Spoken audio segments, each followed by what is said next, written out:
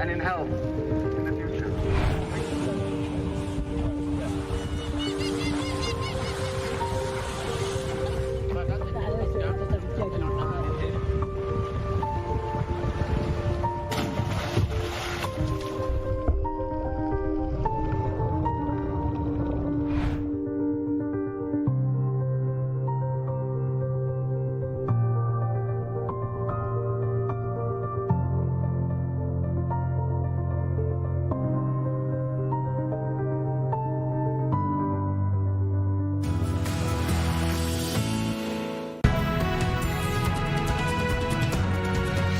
Welcome back to our special coverage here on I-24 News. We'll start off with the I-24 News senior correspondent Owen Alterman. Owen, with some breaking news.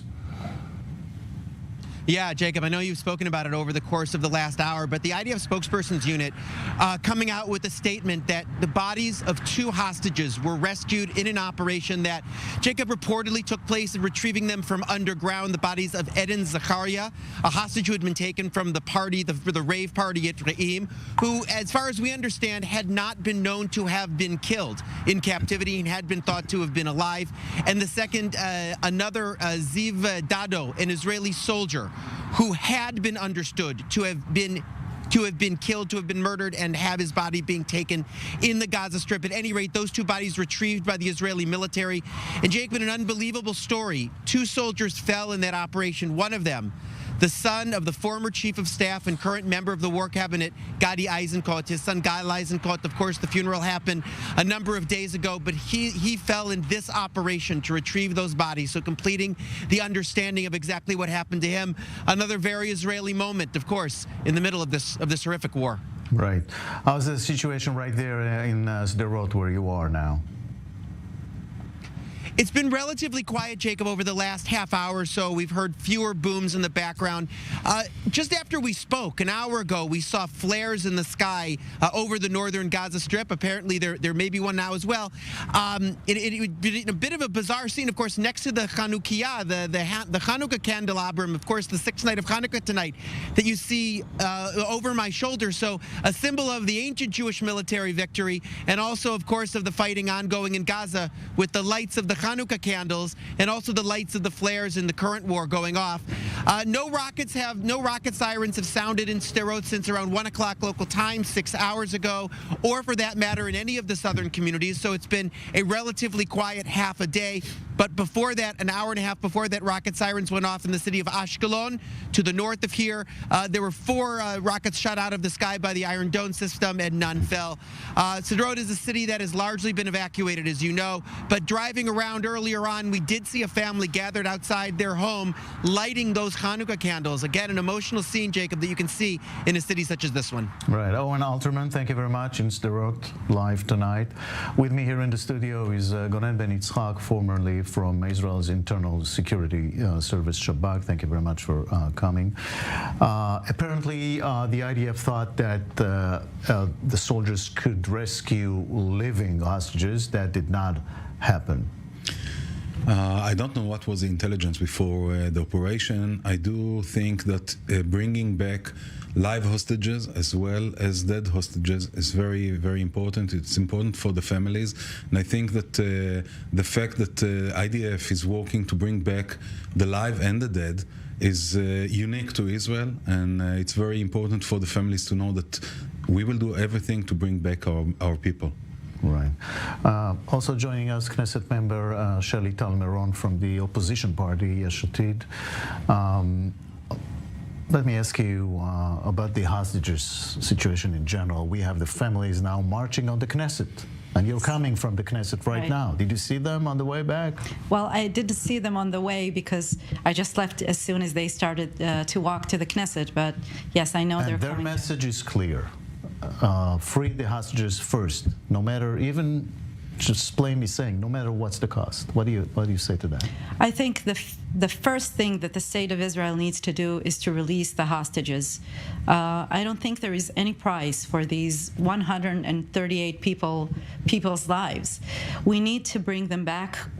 I'm so sorry for both families that just received this horrible message that their loved ones were killed, were murdered. But, each person there is a whole world, and we need to do everything that we can to bring them back. This is a contract between a state and its citizens to protect them and to do anything in their power to bring them back home. So yes, we should bring them back home no matter what the price is. That might mean very tough decisions, like maybe pulling out of Gaza in some sort of a deal right now. Everybody for everybody, all prisoners for all hostages. This is the kind of thing the families want to see. Well, nobody's jealous of the people that have to make the decision. It's truly a very difficult decision to make. But I think that we should first and foremost take care of the hostages, and then we can continue with our military operation. We can defeat Hamas. We can eradicate Hamas. We can hunt down all the top of the Hamas people. But the hostages have no more time. The clock is ticking. We see that every day that goes by, we have more and more people being killed there. So we need to do everything in our power to bring them back home as soon as possible. Time is running out.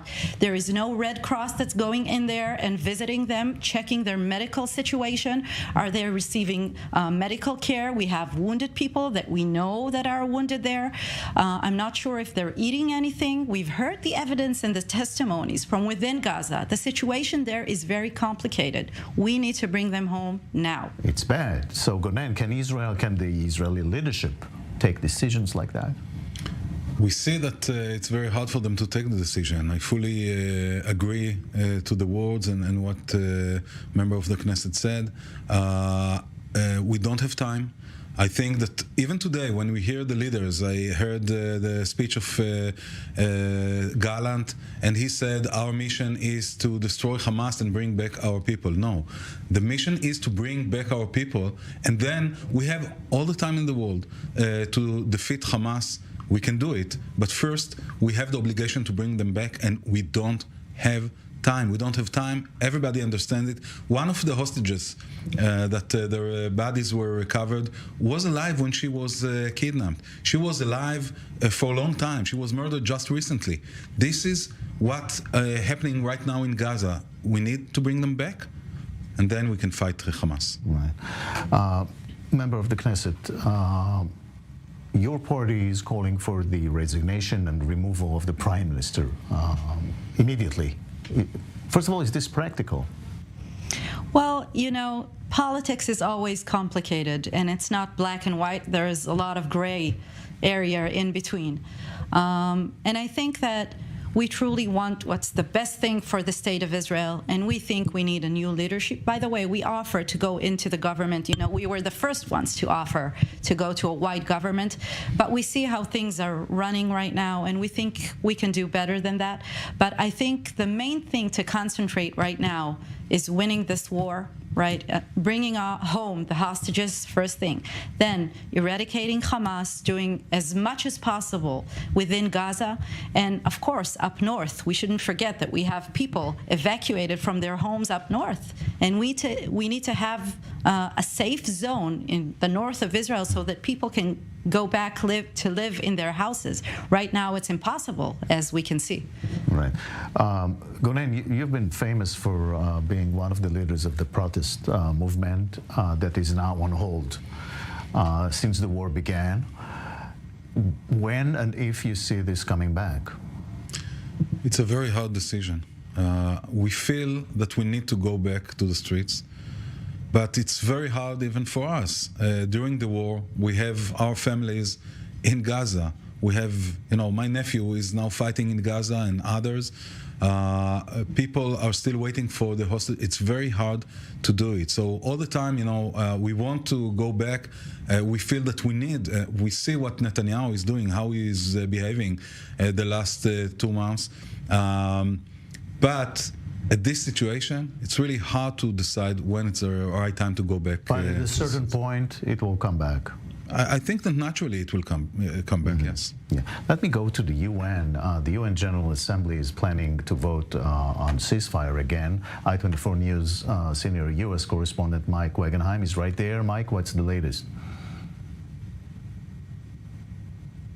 Well, there'll be a vote coming up at 3 p.m. Eastern Time. That's 10 p.m. Israel time on yet another resolution here from the UN. This will be the second one out of the General Assembly. This was floated by a number of Arab and Muslim countries on behalf of the Palestinians. What it calls for is an immediate ceasefire and the compliance of international humanitarian law by all parties involved in the conflict, unimpeded humanitarian aid access for the Palestinians in the Gaza Strip, and also the immediate release of all of the hostages being held in this conflict. Now, the Palestinian envoy to the United Nations, Riyad Mansour, told I-24 News and other journalists here in this area a little while ago that he and others pushing this resolution will not allow any politicized, as he put it, amendments to the resolution to pass. He's obviously directing that toward the Americans. The United States, which vetoed a Security Council resolution on this subject just on Friday, has floated an amendment to the UN General Assembly resolution today, unequivocally condemning Hamas for their October 7th attacks. The resolution, or the amendment rather, is similar to one that was floated last time around by the Canadians. Mansour is adamant that it will not be allowed to pass. The Austrians have also floated an amendment to the resolution today that notes that the hostages are being held by Hamas and other Palestinian armed groups. Mansour, again, adamant that that will not be allowed to pass. This resolution today has some 100 co-sponsors. Mansour says he expects that this resolution out of the General Assembly today, in terms of the number of yes votes, will surpass that of the one that was floated several weeks ago, and which also passed by a very slim 60% majority. However, the United States is expected to vote against it, and keep in mind, all UN General Assembly resolutions, Jacob, are non-binding, unlike those passed by the Security Council. Right.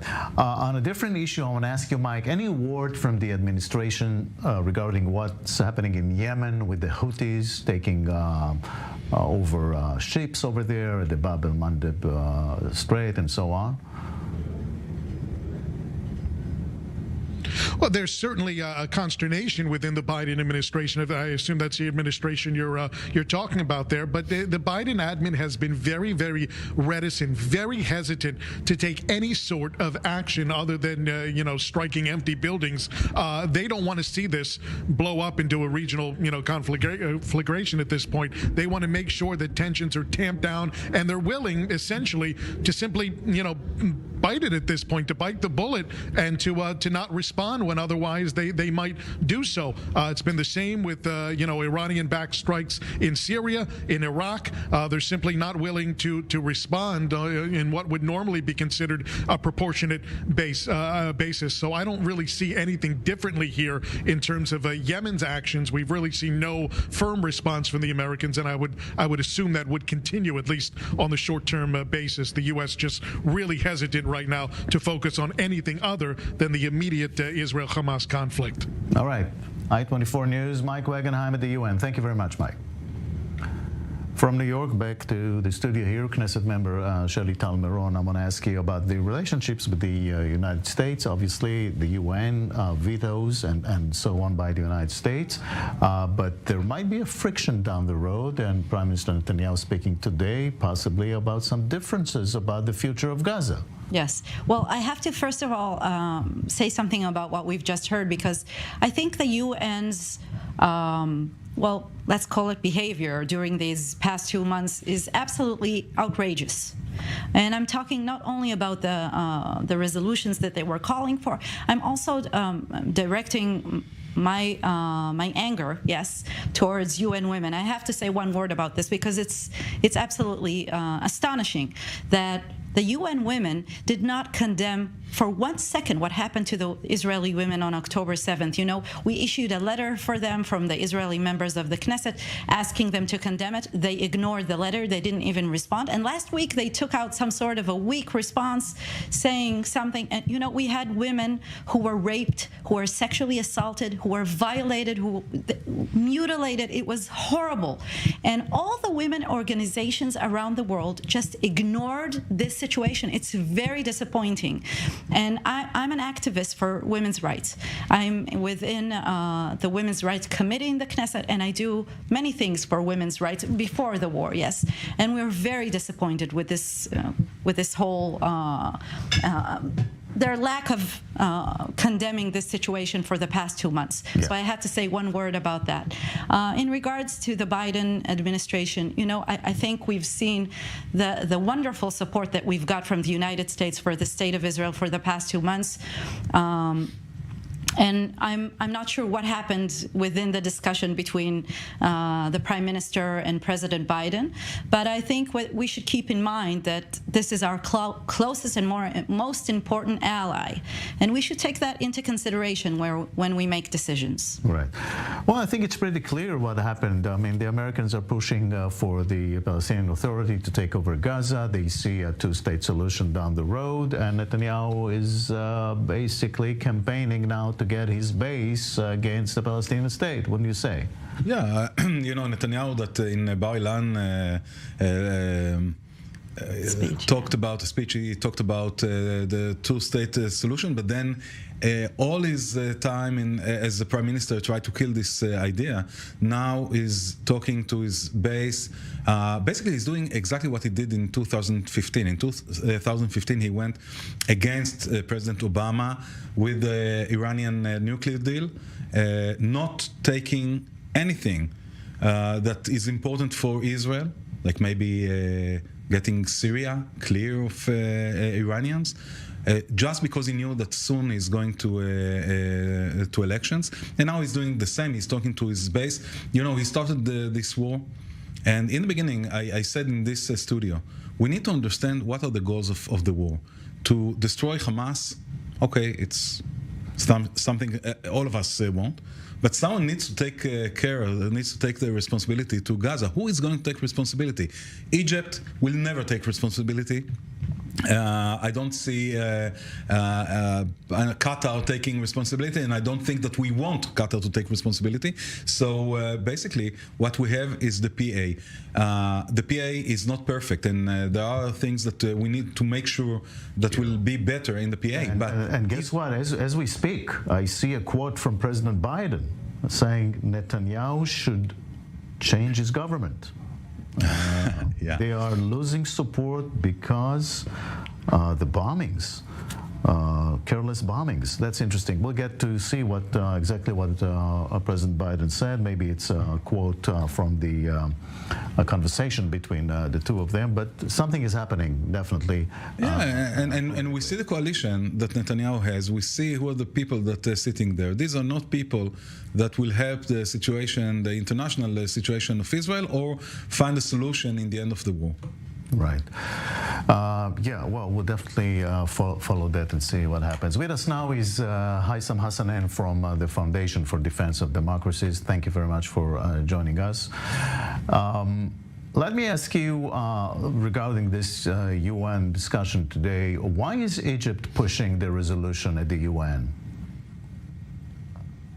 Thanks for having me, Jacob. Egypt is concerned with the situation of Palestinian civilians in Gaza, and this is why it's demanding a humanitarian ceasefire.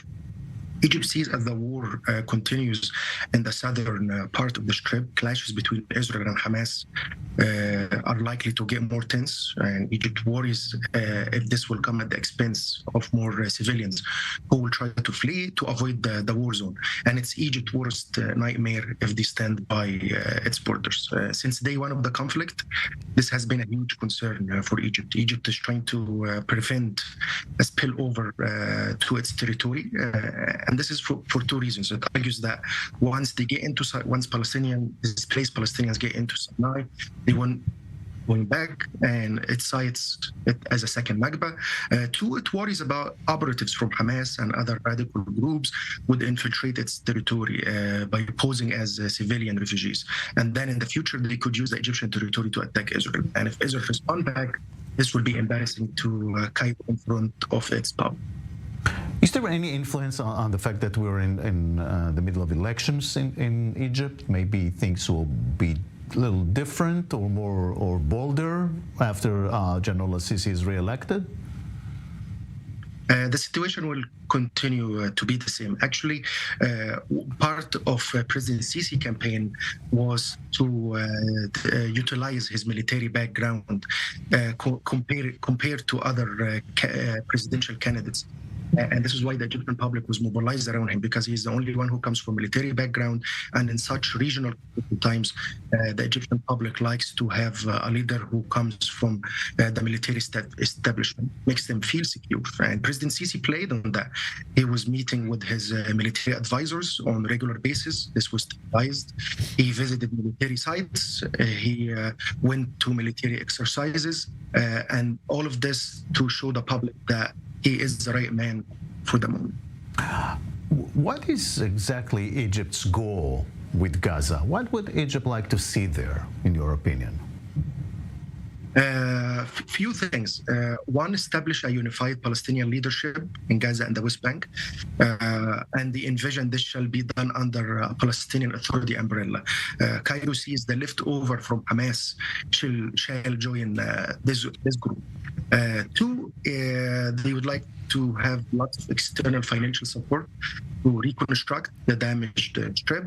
Three, resumption of peace process talks to reach a two-state solution. And finally, work toward a demilitarized Palestinian state with, as President Sisi said, with guarantees from NATO, Arab forces, the United States, or any other international forces. But Egypt worries a lot about leaving a vacuum in the Gaza Strip to counter insurgency groups, which we start to see a little bit now when aides are entering the Strip, and you see militants with their guns and rifles are stealing that from civilians in Gaza. So right.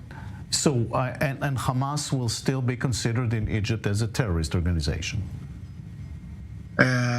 Yes, the regime sees it that way, but obviously now publicly in the country, it is not depicted that way anymore, because Egypt is worried about displaced Palestinians from into its territory, so it's doing a public mobilization campaign against Israel. And for the sake of this campaign to succeed, they are playing down that Hamas is a terrorist organization.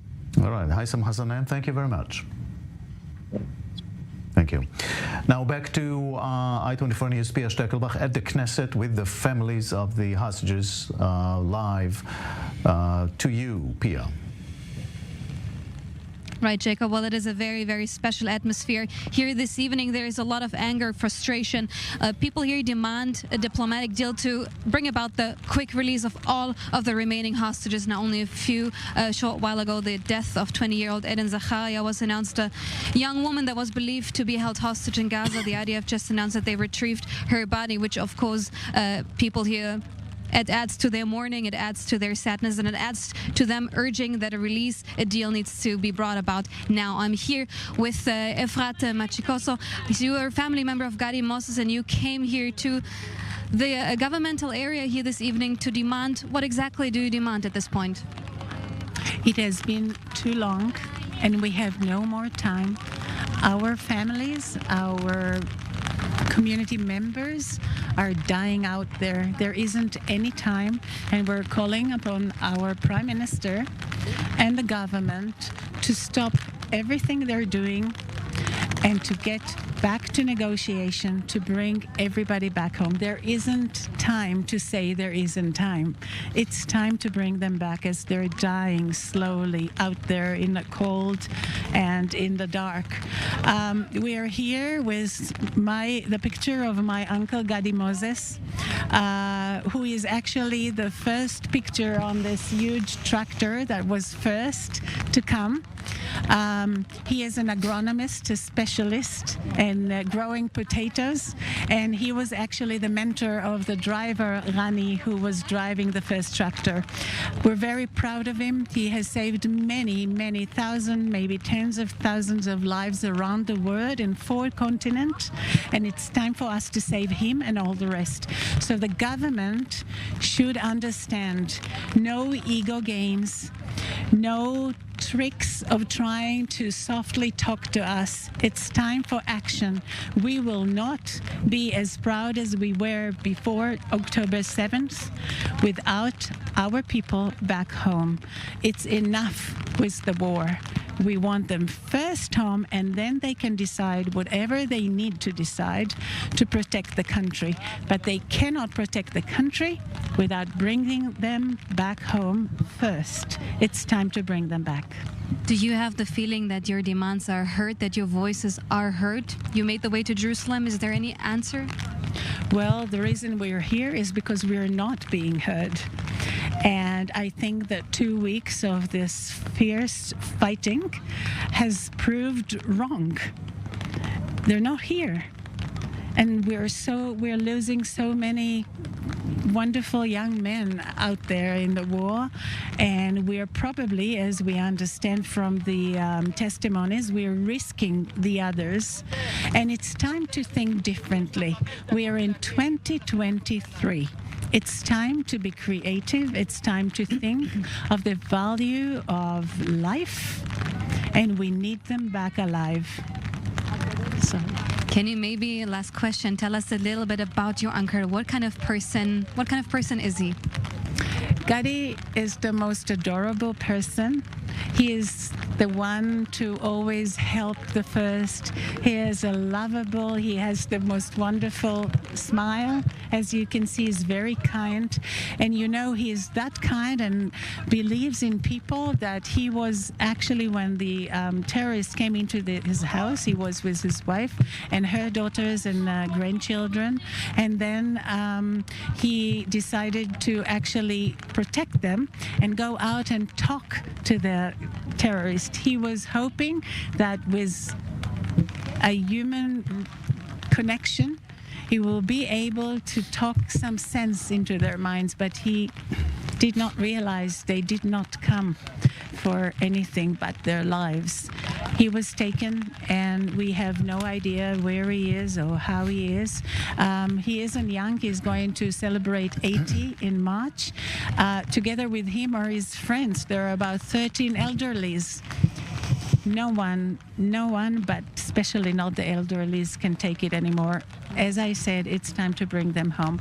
We demand our Prime Minister to remember life comes first, and he should bring them back. Hoping for a quick release of all of the hostages. Thank you very much, Efrat. So much. This is the sentiment here, Jacob, this evening, to bring all of the hostages back today, not tomorrow.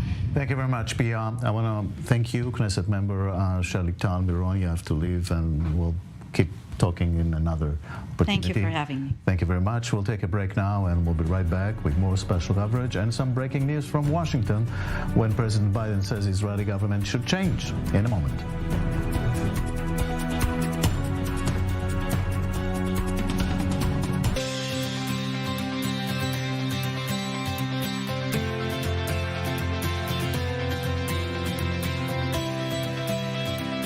Israel is in a state of war. Families completely gunned down in their beds. We have no idea where is she. As our soldiers are fighting on the front line, but the general perception is something that certainly needs to be fought as well.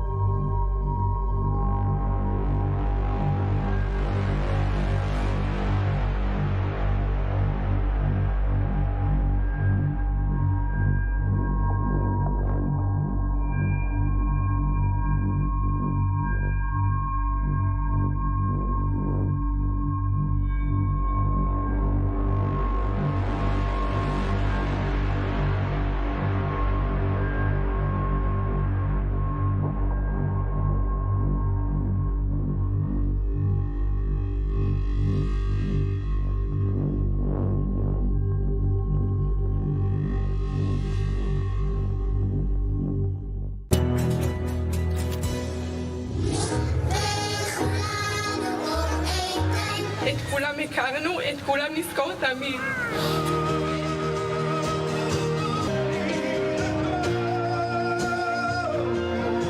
חיבוק אחד ליום מביא את השלום, זאת הנכדה המתוקה שלי. ברוך אתה אדוני.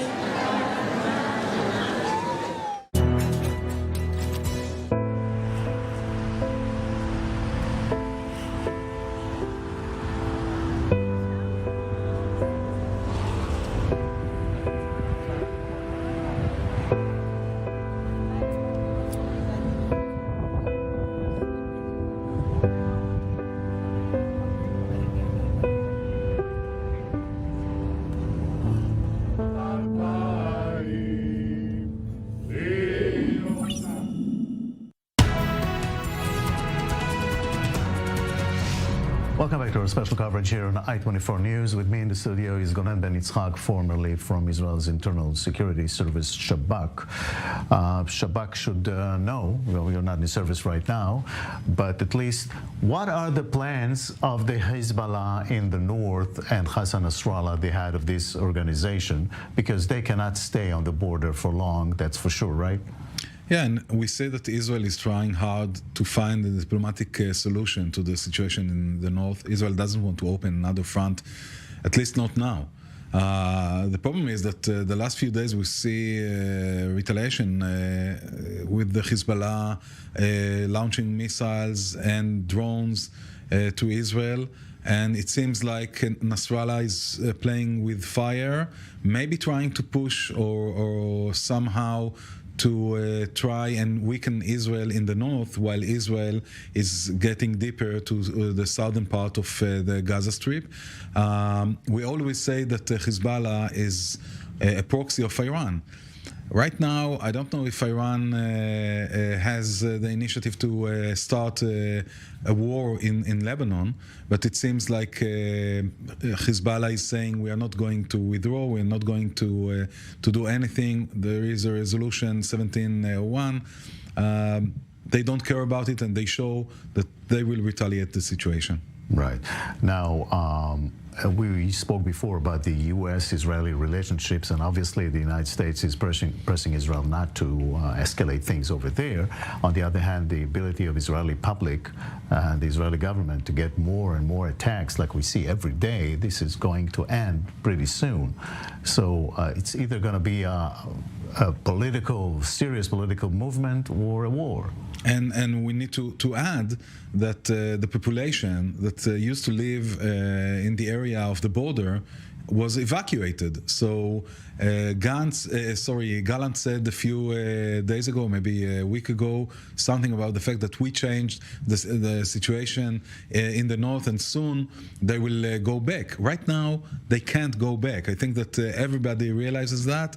Gallant realizes that, and they will need either to face the fact that those people are not going to go back, or to find some solution. You know, I saw a video that was taken by someone that lives in a moshav on the border of Lebanon, in Moshav Dovev, and he actually filmed Radwan force militias on the border. But when we say on the border, people maybe think that we have border. No, it's in his backyard. Over the fence. It's over the fence.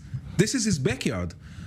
In this situation, people are not going back to live in Dovev or anywhere else in the border, and this is a big challenge for the Israeli government. All right. Let's go to the Gulf. Qatar vows to keep funding Hamas, while Israel is vowing to annihilate Hamas as a terrorist organization. Yet Qatar and Israel are still negotiating a hostage deal. This is reality in the Middle East. Bastien Boris in Dubai. Bastien, what's the latest on what you hear on this triangle of Israel, Hamas, Egypt, and Qatar? It's more than a triangle.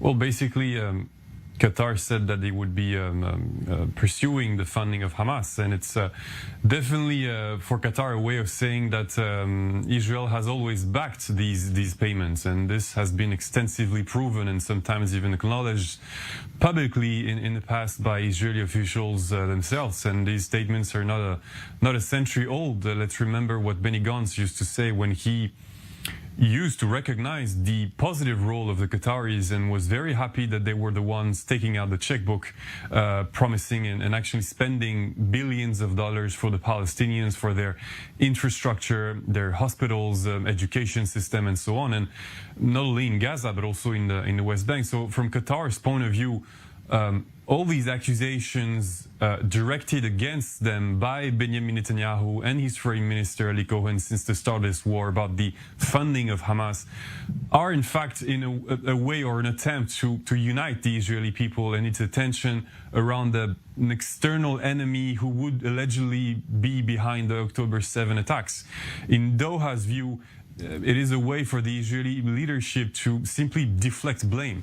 But the Qataris are also aware that this case is taking a political turn in Israel and is being co-opted by Netanyahu's opponents, notably former Prime Minister Naftali Bennett, members of the Israeli defense establishment and the Israeli intelligence community as well. So to avoid weakening Israel's leadership, the Qataris are not responding to these accusations in any fierce way.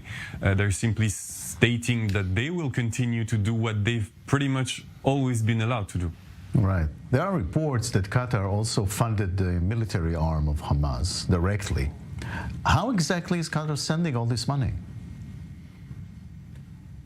Well, these transfers began 5 years ago in 2018 after a deal that was approved by the Israeli Security Cabinet.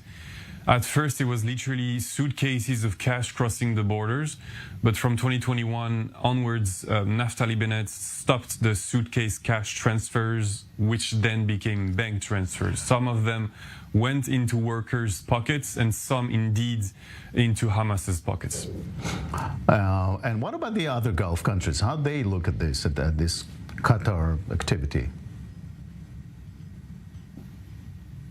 Well, for all the Gulf countries, the Hamas is in fact pretty important. It is in these countries' interest to manage the Palestinian group because it allows these countries to assert themselves as intermediaries and as stabilizers in the region. It is a role that makes them prosperous because it allows them to maintain excellent relations with the US. And this means investments in the Gulf countries, including Qatar, advanced military equipment sold by the Americans, and their geopolitical interests supported by Washington. Just take the example of Hamas's representative office in Doha. It wasn't opened by the Qataris and the Palestinians on the sly. It was the Americans who told Qatar to allow Hamas to set up on its soil because Washington needed to establish more concrete contacts with Gaza via the Qataris. And I'll just finish by saying that all this is also shows that the relations between Gulf countries who haven't signed any Abraham Accords with Israel, namely Qatar, these relations are non-official, but they still do exist, and they are very opportunistic in the sense that they are highly mutually beneficial from a political standpoint. All right, Bastien Bory, thank you very much. In Dubai. And now we are joined by Hossein Abdel Hussein from the Foundation for Defense of Democracies. Thank you very much. Let me ask you about Qatar. Why does Qatar keep supporting Hamas? What's in it for them?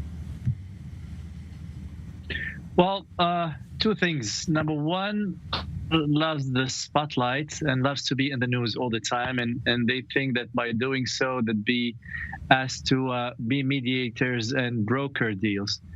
Number two, this is part of the long-term policy of Qatar. They support everything that's Islamist or pertains to political Islam, and this includes things that people usually think are trivial and don't think of. So, for example, part of the soft power campaign that Qatar sponsors is the re-Islamization of Al-Andalus, I'm saying. So anywhere that you can see Islamization or political Islam, spreading political Islam, sponsoring political Islam, and Hamas, of course, is an Islamist organization, you will find Qatar sponsoring and funding these kinds of movements. And how does the Saudis look at that? Well, the Saudis are out of the political Islam business. They've been out for almost a decade now. They're changing their country. They're transforming their country, both socially and economically, from a country that used to rely on oil rent to a country that seeks to become one that's dependent on the knowledge economy, a services economy. And to do that, they have to become global. They have to stick to universal standards. And Islamism doesn't really serve. So the Saudis have abandoned this line of thinking a long time ago, and the Qataris have picked up the tab, and they're not willing to give it up, it seems. All right. Hussein Abdul Hussein, thank you very much for that. Thank you. Back to the studio here with Gonen Ben Yitzhak. I know you're a political animal, so I'll have to ask you, you're here because we're getting these quotes by President Biden. It's all over Israeli media right now, breaking news. Biden says Netanyahu will have to change his government, namely to get the extremists out. He says that Netanyahu cannot object to a Palestinian state in the future, and somehow in between says that Israel will lose support because of indiscriminate bombings of Gaza, which is a shift from everything we've heard so far from the United States. Well, where are we heading to? You know, we used to think that Netanyahu, because he studied in the U.S. and he basically was raised in the U.S., that he is the one that really understands America. But we see for a long time that Netanyahu either doesn't understand America or doesn't care about America. You know, this time we saw that President Biden is, if I may say, a Zionist. You know, he came to Israel during the war. He sent the Secretary of State several times to take part in the war cabinet. I don't think that we ever had a president, American president, that supported Israel that much. Even if Netanyahu thinks differently, I think the way, the unpolite way that he expressed his thoughts about the future of the PA and the future of Gaza, this is something you don't do, and especially you don't do with such a president. And you know, when Americans don't like you or don't like the way you act, usually they find ways to show it. Sometimes they do it more politely. This time, I think President Biden felt that he needs to show the border to Netanyahu. Also, quite a few officials are on the way to Israel in the coming days, including Secretary of Defense and others. And this is the first time we are seeing really a rift, an open one between President Biden and Israeli Prime Minister. And especially when it seemed like, I would say, America is running the show, at least in the beginning.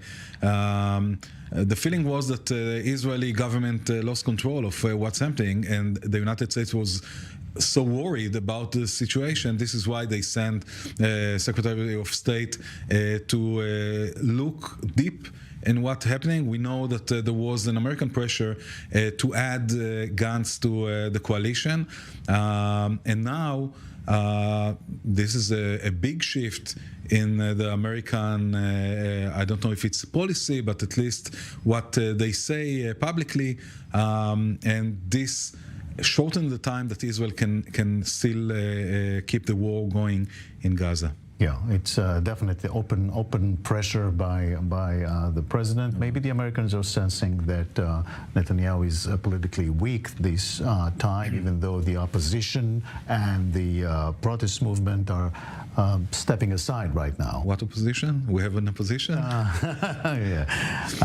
Opposition, she was here, Knesset member of the opposition, saying we're not doing opposition stuff during wars. Well, remember how Netanyahu was in opposition to Bennett-Lapid government and how he acted when they had an operation in Gaza. I don't say that we need... Not all opponents are the same. All right. Put it this way, right? Definitely. All right. Definitely. Back to the southern part of Israel, Kibbutz Be'eri, one of the communities most devastated on October 7th, is also home to one of Israel's largest printing houses. With hardly any members living there, the place is back to work, and here's more in the next report. Yigal Shitrit has lived and worked in Be'eri for several decades, but on October 7th, everything changed. Those are the members of the kibbutz that used to work in the print and were murdered, part of the more than 90 people that were murdered on the 7th of October, on Saturday. We have here people that I know for more than 40 years. Part of them are from my class in the kibbutz. Part of them I worked with for over 25 years. At the bottom, we have the picture of Yossi Sharabi, which is, he is abducted with his brother Eli Sharabi. And the last person to be added to this wall is Sar Baruch, may he rest in peace. We heard about it on Saturday. Yigal Shitrit's former classmates include Gil Buyum, who was murdered with his son, and Oron Bira, who was killed with his wife and 2 children, including his daughter Tair, also an employee of the company. In all, almost 90 people from Kibbutz Be'eri were killed, including children. But barely a week after the October 7th massacres, the printing works resumed its activities. Here, I want to tell you something about Yitzhak Bachar. He's 80 years old. He comes to work every day from Yam HaMelach to Be'eri. The last person that was added to the wall is Sar Baruch, is his grandson. His wife was murdered on the Saturday the 7th.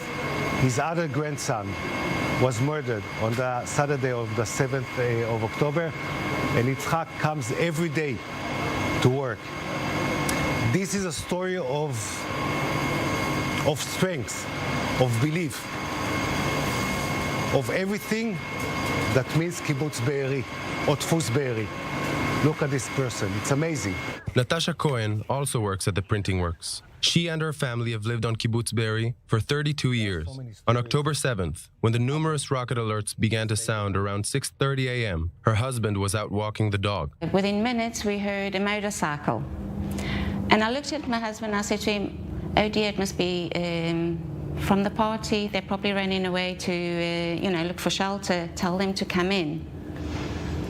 So he went right up to the fence and had a look, and as it came by, so I was busy trying to calm my dog down, so I didn't see them because the fence is, about this high.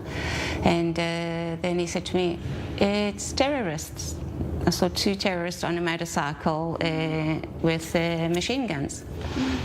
And I looked at him and I said, it's, you couldn't fathom terrorists. It sounds crazy, who rockets we used to, but not terrorists. Natasha and her family were very lucky because she lives only a few meters from the attacked neighborhood and the terrorists saw her husband. Natasha's family had to stay in the safe room from 7 a.m. until 11 p.m. That horrible feeling of sitting in your safety room when friends are shouting for help and screaming to help, and you got this useless feeling, you can't do anything about it. Just reading the messages and trying to, call for help. And we were waiting, for the army to come in. Time goes by when you realize the army's not coming in and your friends are shouting for help. And there's nothing you can do. You realize there's a big problem because if the army's not here, something's definitely gone wrong. Several employees of the printing works' accounting department were murdered on October 7th. Natasha, who was in charge of the kibbutz's finances, resumed her work at the printing works a few weeks ago, first remotely and then, a few days ago, on site, having decided to move back. I didn't think I'd ever come back to Be'eri, thinking to myself, how could I ever come back to a place where I wouldn't feel safe again? But within a very short time after that, you start getting angry and you think they've taken everything, they've ripped everything under your feet, taken your security, your friends, family members, taking my home away from me as well, because we were basically fugitives in our own country. And I think it was the anger of, the humiliation of me not having my own home and them trying to take that from me as well is what it made me decide to come back. The print house started to work on the second week, I think, second week after the October 7th, because of two main things. One, it's vital for us, for us all. It's a show of normalcy. In a time that there's no normalcy, we don't even have the language to describe what happened to us after the 7th of October. What you see here, it's not less than amazing. Beyond the strength and resilience, as I said before, it's a beacon. Most of the employees that are working on day to day, they're not from the kibbutz now. They're from all over the area. And they come on daily basis because it's part of their lives. It's their second home. The Be'eri Printing Works, founded in 1950, is the largest in Israel. It employs 350 people. It is here that a huge number of official documents, including credit cards, checkbooks, and driver's licenses, are printed for the whole country. Miraculously, the printing works was hardly touched by the terrorists. However, bullet holes can be seen here and there, especially on windows, but also on this TV set. A little further along the kibbutz's pathways are destroyed houses as far as the eye can see, among them Yigal's. On October 7th, he was not there. With emotion, he shows us what's left of what he calls his fortress. This is our home. Most of us plan to come back when it will be available. Other people won't be able to come back. Emotionally, this home, Be'eri, suffered on the 7th of October, suffered a lot. And I believe from this suffering, we'll have growth. A hope imprinted in every kibbutz resident. Yeah, the spirit of Be'eri. Now, good evening to Yuda Krupka. Hello. What are you doing here? You came all the way from New York to Israel to do what? To volunteer, to help out where we can, mostly with the refugees and, with farming or wherever we can help. So who are we? So I came with the MASA program via Destination Israel, and there's 19 of us, or 20 of us now, and we're the first group that came, and we're from all over the world. So I'm staying with people. Where? So I'm from New York, but there are people from Brazil, France, Costa Rica, all over, New Zealand.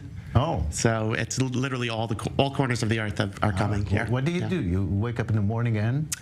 So depending on the day, so 2 days a week we do a group thing, so we can go collecting to farms that need help and to collect fruit, and then 3 days a week we get to choose a specific vocation. So I chose logistics, and so I'll be starting logistics on Thursday. And so a lot of people chose Sar-El, which is helping out on the army bases, I think, and then some people are going to be doing like cooking food for refugees. Do you get any reaction from back home?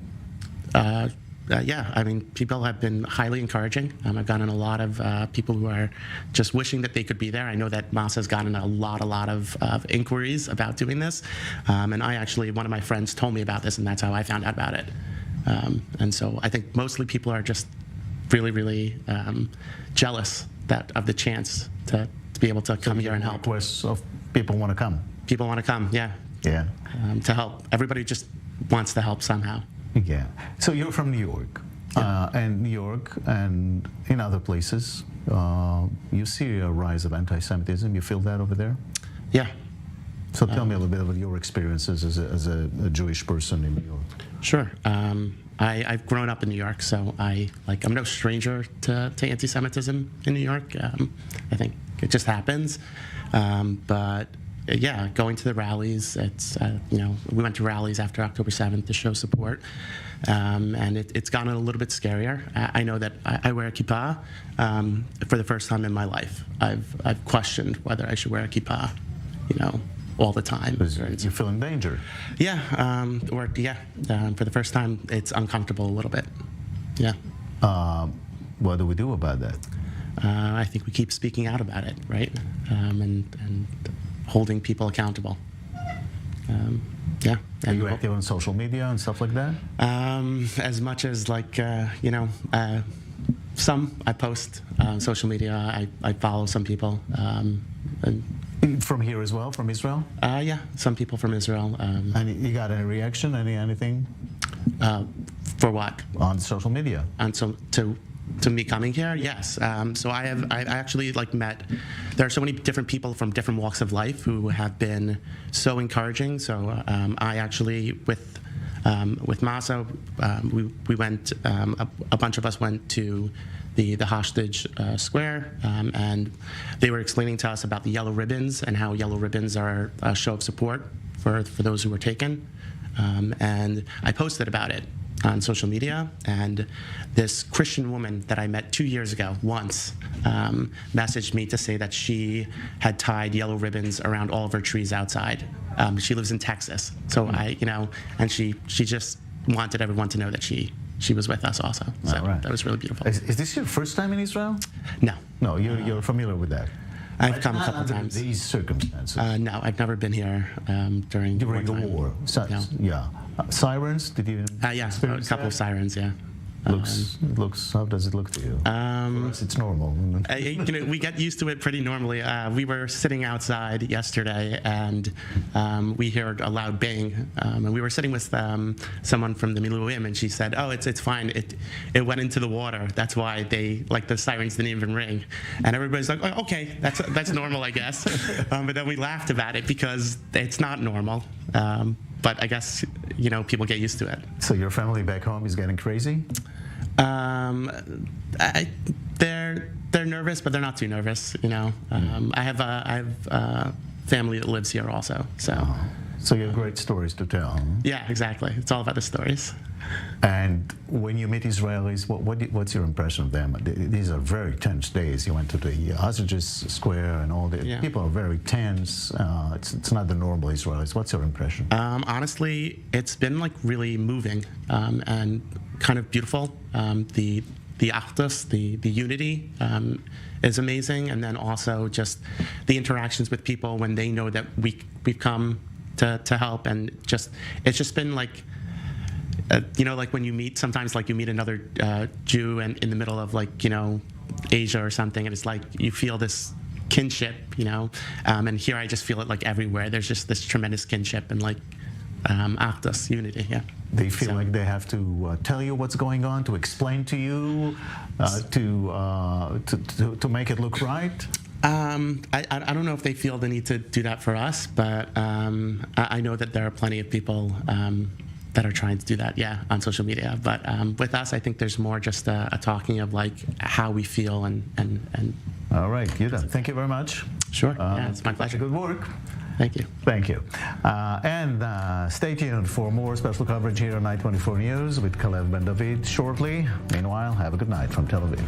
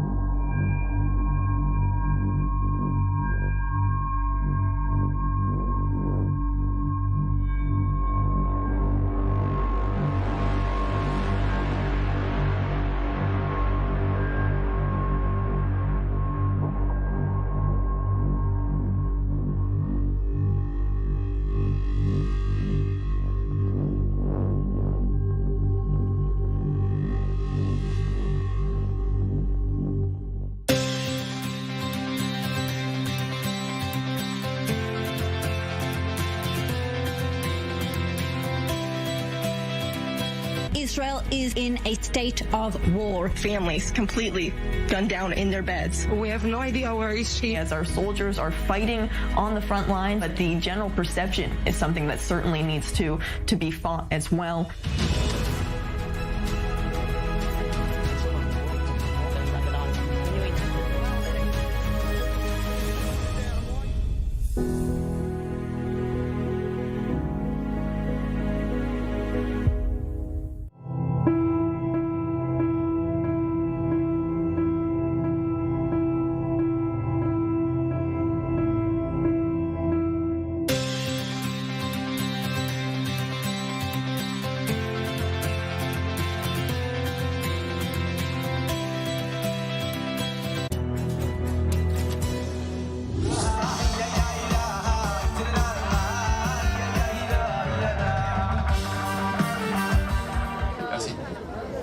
aurions-nous des problèmes de son?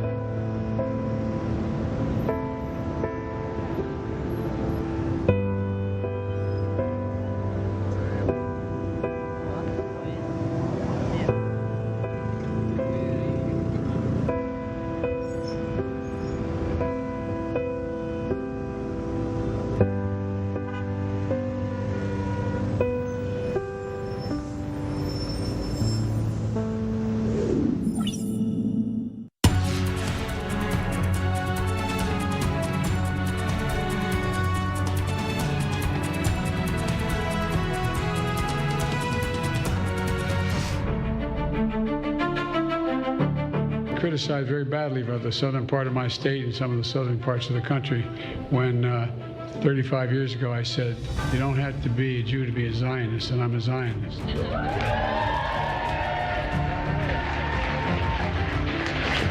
don't have to be a Jew to be a Zionist. Hanukkah is a timeless story of miracles. Think about it.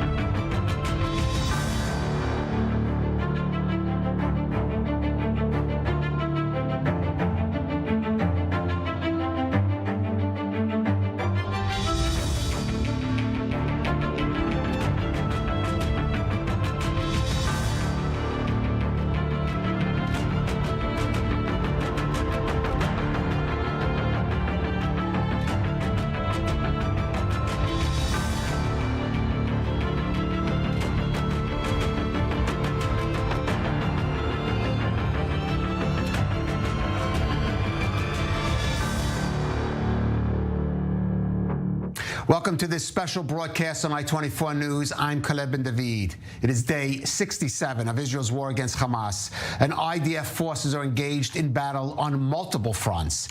In the main Gaza theater, heavy fighting between Israeli forces and Hamas terrorists in both the northern half of the Strip, as mopping up operations continue in such areas as Jabalia and Zaytun, while troops continue to push on in Khan Yunis, the main urban area in southern Gaza. The IDF also announcing the recovery during a operation of the bodies of two Israelis who were taken hostage in Gaza. Eden Zakaria, 27, who was taken captive at the Nova Music Festival, and Ziv Dado, 36, who served in the Golani Brigades. May their memories be a blessing. This leaves 135 confirmed hostages in Gaza. Meanwhile, in northern Israel, Hezbollah continues to launch rockets, drones, and anti-tank weapons across the border as the IDF responds with airstrikes on targets in Lebanon linked to the Iran-backed terror movement. And in the West Bank, the IDF launching a counter-terror operation, taking out 4 militants in a drone strike in the hotbed city of Jenin.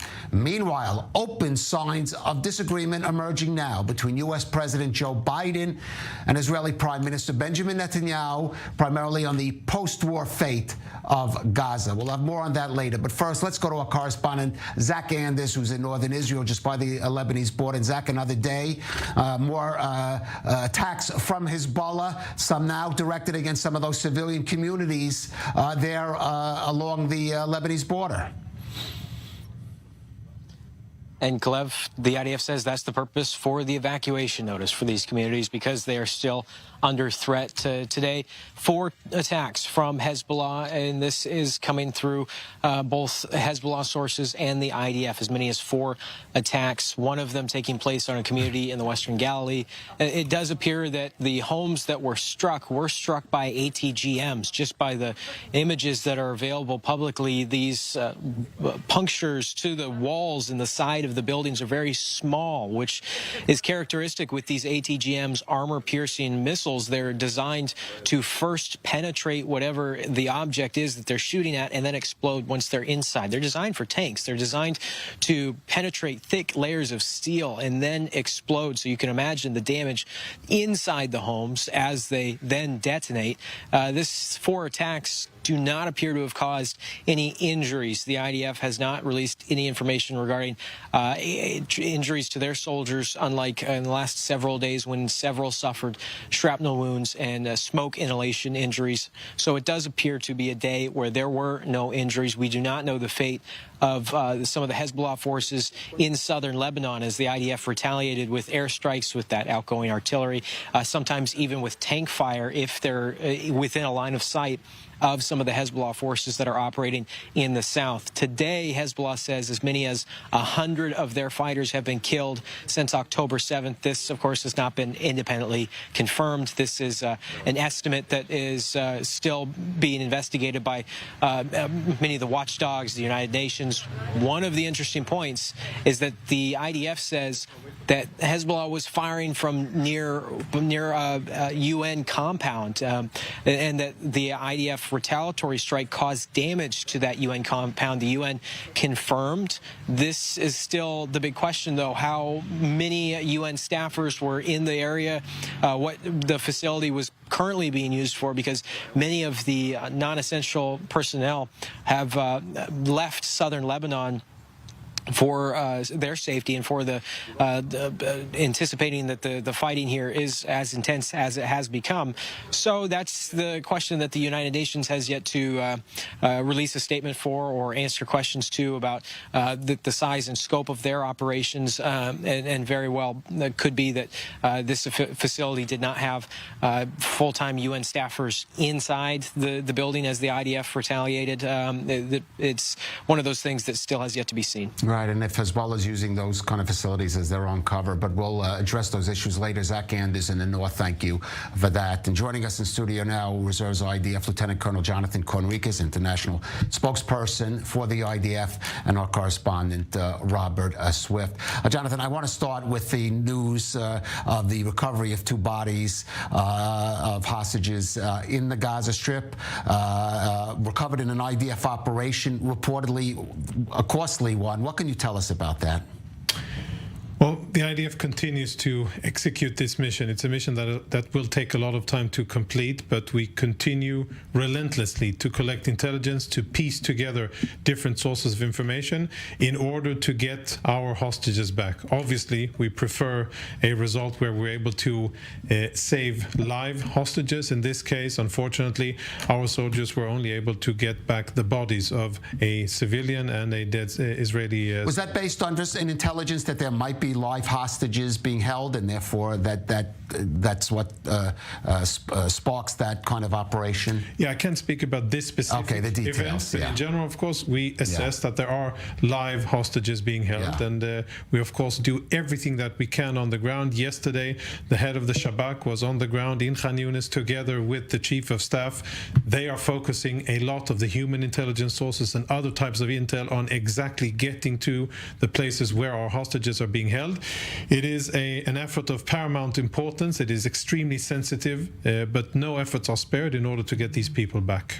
All right. We're showing, by the way, live images now of the flares over on our screens, of flares going up over, I guess, northern Gaza. Indication operation still going and fierce fighting still in North Gaza. How long does the IDF estimate it might take to, in a sense, pacify that area so that they're not facing any action in their rear guard as it starts to concentrate in the south and especially Khan Yunis? Yeah, it's important to understand the nature of fighting in urban terrain. And we know this, and other militaries that have fought in densely populated urban terrain with terrorists embedded within the infrastructure. We know that you can advance, take control over an area, and the moment you leave it, it may be repopulated, retaken by the enemy. They may re-emerge using tunnels or other infrastructure that they may have, and that is part of how the lay of the land is. So we understand that that is the case, and that's why we haven't been declaring that we are done with operations. Northern Gaza is not totally finished yet. There are still live terrorists, there are still terrorist capabilities, and we are still attacking them systematically. I'd say that on the ground, what we're doing is working ground units, infantry, armor, and combat engineers with a lot of aerial support. And the images that we're seeing is exactly of those circles of fire that are being closed very quickly. Ground units using air cover and then taking out terrorists whenever they emerge from their tunnels. Right. Let's turn to the north now. Another active day of fire there, as Zach Anders reported. Direct anti-tank fire on a kibbutz Barham, on a civilian home. As he mentioned, those communities have been evacuated. But again, a feeling of that of concern among the communities there. We had the mayor of Metula saying at one point he couldn't survey damage done to his community right on the border because it's just not safe there, and a lot of questions about whether is Israel sacrificing some of its deterrence factor in the north while it's against Hezbollah, while it has to be engaged in the south. The chief of staff was up there a few days ago, Lieutenant General Herzi Halevi, and he had very clear messages towards the Israeli public and towards Hezbollah. To the Israelis, he said, we will not be asking you to return to your homes in this current situation. That is unsafe, and that will not happen. And of course, he left unsaid how the IDF exactly will address it. Will it be done solely with kinetic means, or will there be other solutions that will be used? That's part of that is for the IDF to say, and part of that is for the government. I want to explain, and just get background. You're saying kinetic means, you're talking about potential diplomacy, reports of the United States getting involved, Amos Hochstein, the French as well, trying to reach some kind of at least temporary diplomatic solution. We should mention with the Lebanese government, not with Hezbollah itself, but an arrangement that would involve Hezbollah. Because he also said that the first solution that Israel seeks isn't usually to use force. We will use force, and we will use a lot of force if we are left with no other options, and if this will be the only option to safeguard our civilians. Right. War is diplomacy by other means, was it von Clausewitz, I think? Von Clausewitz, yes. They said that. Well, we talked about the South. Let's go down to our Owen Alterman, who is there in Sderot near the Gaza border. And the main news coming out of Gaza this evening, in the recovery of 2 bodies, 2 hostages, a young woman who was taken at the Nova Music Festival, and a man serving in the IDF Golani brigades. But again, while a sign as Israel progresses in Gaza and makes these progresses both in the north and then into south, we're going to see and get more reports, unfortunately, like this one. Yeah, that's right, Kalev. Obviously a risk taken in order to recover those 2 bodies based on intelligence that the military had gotten. One of the 2, Eden Zakaria, a partier from the rave in Re'im, had not been thought to have been killed, but sadly that is her fate, and her body recovered and brought back to Israel. The second one, Ziv Dado, as you mentioned, Kalev, a soldier, had been understood to have been killed with his body in the strip, had already been declared dead, and now his body recovered. And of course, 2 soldiers fell in that operation. One of them, Gal Eisenkot, the son of Gadi Eisenkot, a former IDF chief of staff, member of the war cabinet. Kalev, of course, we saw his funeral a number of days ago, and obviously an emotional event and a meaningful one here in Israel. We now know the full story of exactly how Gal fell, as well as that other soldier as well. In the meantime, here in Sderot, over the course of the last number of hours, from time to time, hearing the booms in the air, whether that be artillery, whether that be airstrikes by the Air Force. Over my shoulders, we've often seen flares in the air, those yellow lights lighting up the battlefield. Kalev, a reminder for all of us that the battles are not only happening in the southern Gaza Strip, for all of the attention lavished on Khan Yunis, but also lots of fighting in many parts of the northern strip, including potentially in Beit Hanun, not far from where we're standing here in Sderot. Also a relatively quiet day so far in terms of rocket fire, at least over the course of the last half day here in southern Israel. The last sirens having gone off at 1 o'clock local time, just about 11 hours ago here in Sderot. A number of hours before that, sirens having gone off in Ashkelon to the north.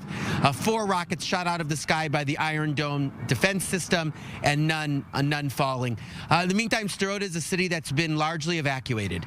So shops and and businesses are closed. People have long left the city because of its proximity to the Gaza Strip.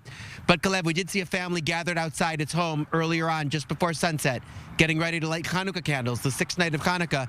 You know, of course, see the reminder behind me, that Chanukiah, the Hanukkah candelabrum here at the intersection. Right. By the way, Owen, the name of the other soldier who fell in that operation you mentioned was Ayal Meir Berkowitz. We should mention him as well, right. As long as with the sacrifice of, unfortunately, as we mentioned, the chief of staff losing his son and his nephew also with another fight. Fierce fighting still going on, other soldiers being killed there. Unfortunately, there in the Gaza Strip. Owen Alterman, thank you for that. I want to just go back to the north for a minute, because Jonathan touched on the search for a potential diplomatic solution. Robert, we're hearing these reports, as I mentioned, the U.S., France, trying to do something, though, very quickly that hasn't been successfully done, really, since, I guess, 20 years, since over 24 years when Israel pulled out of southern Lebanon, which is resolve what are outstanding border issues with Lebanon, with the Lebanese government, in order to have come to an arrangement and see those Hezbollah forces pulled back, as they should have been under Resolution 1701 following the Second Lebanon War in 2007. That's right. I mean, there's a lot of parties that are very keen for a diplomatic solution to be achieved. But the main point is the fact that at the end of the day, Hezbollah itself has to acquiesce for the negotiations to really have any achievement. At the minute, it's not clear if they are likely to want to go down that route. So far, they have appeared not to be overly eager to become involved in a protracted conflict, in a full conflict with Israel, and that's why we've essentially seen these skirmishes going on since the very beginning of the war, without it going anywhere. But there are, as you say, a lot of different parties: the French, the Americans, the Israelis themselves, who are interested in achieving some sort of diplomatic solution. I think one of the major factors that comes into this is the friction between Israel and the United States as to A, how long the war can continue, and B, how wide it can expand. The US has been very clear that it doesn't want to see this expand into a larger campaign, but Israel has also made it clear that it has communities on the northern border that can no longer live with the status quo, that those communities are essentially depopulated, and that something has to change. They can't go back to the way things were.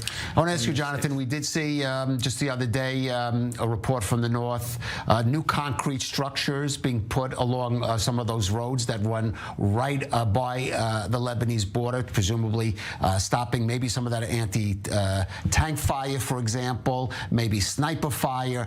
But, of course, Hezbollah militants or other terrorists, they can also just fire mortars across those barriers. So the question is, it may give an illusion of safety seeing a 20-foot concrete barrier by a road, but maybe a false illusion. And that's really not an answer to the concerns of those residents up there, and they're just the people visiting up there as well. Yeah, I think that we are way past illusions of walls providing security. Let's be clear. Just as your colleague mentioned, just as was said here, the reality in the north is one that Israel cannot live with and that Israeli civilians cannot endure. And whatever happens in the south of Israel, in the area around Gaza, we understand that the situation up north must change. Now, it will either change using force or some other creative solution, hopefully, will be found. If it isn't, then we're still back at square one, where we understand that no amount of defensive obstacles, be it walls or sensors or fences or concrete, will provide the basic level of security needed for Israeli civilians, and therefore we may have to resort to using more violence. Now, let's be clear. These aren't just small skirmishes. Hezbollah has been firing very substantial parts of its massive arsenal of weapons, not still very deep into Israel, but they've used rockets and mortars. Right, and they've paid a price, over 100 fighters, but the IDF and Israel has also paid a price in the lives of soldiers and civilians in the north. But in terms of aggression, Israel would be well within its right to declare war on Hezbollah if that is what the cabinet would want to do, because we have been fired upon continuously by Hezbollah. And at the end of the day, Lebanon will pay a price for that. We hope that we can avoid that, but if it comes to that, where we will be forced to take matters into our own hands in order to protect Israeli civilians, then the IDF is definitely ready and committed to doing so. Right, and certainly, though, that would be a dramatic escalation that would probably have regional implications, even international implications as well. Jonathan, stay with us, Robert. Let's go back to, of course, the issue of the hostages. Today, the families of those hostages in Gaza marched up to Jerusalem and rallied at the Knesset, demanding more action from the government and the world to free their loved ones. Pia Steckelbach was with them, and she followed this report from there.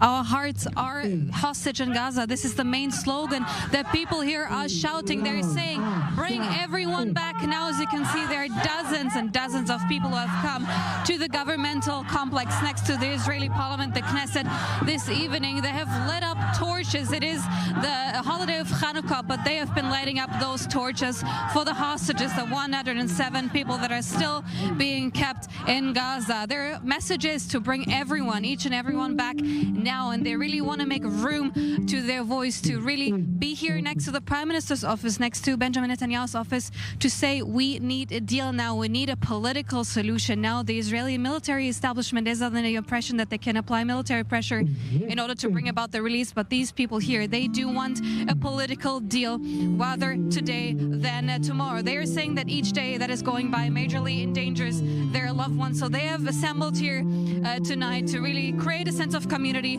to make their voices heard, and to really make their voices heard, especially to the politicians that are located here. Again, this is the governmental complex here in Jerusalem. They also built up a stage where they will have speeches later by family members. There is music playing now, and this is a very, very special atmosphere here. More than 60 days into this war, more than 60 days of people being in Gaza without any notice from them. Of course, incredibly difficult for those families, but these events that are organized by the Family Forum are, of course, there to create a sense of community, a sense of action for these people to have the feeling that they can actually do something to maybe bring about the release of their loved ones that are still being held in Gaza. And the message is really, they're not going to stop until the last hostage is freed. And the hostage families making their voice heard. Jonathan, this comes amid reports of other hostage deals being taken up. Supposedly, the U.S. and Qatar still speaking, still trying to make an arrangement.